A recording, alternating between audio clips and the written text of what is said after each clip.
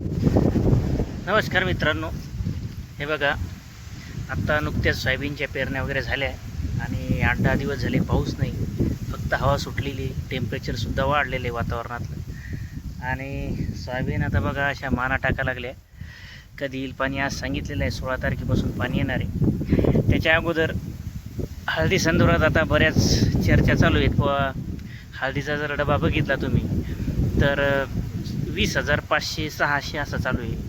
आणि मार्केटमध्ये हळद विकायला गेले तर मार्केटचा भाव तुम्हाला 15, 15.5, 16, 16.5 इथपर्यंत आहे. तर अशी तफावत का? NCDX जर तुम्ही दाखवलं तर त्यामध्ये आपल्याला बघायला मिळते की 20,200 डबा.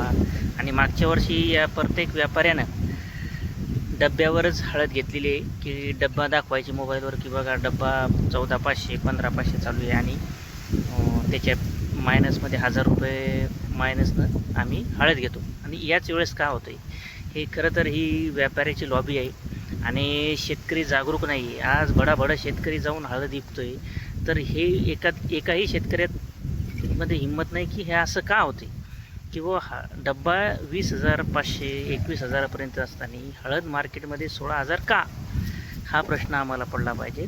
निश्चितच ही व्यापाऱ्याची लॉबी आहे. या लॉबीला शेतकऱ्यांची एकताच तोडू शकते. यासाठी तुमचं मत काय? कमेंटमध्ये सांगा.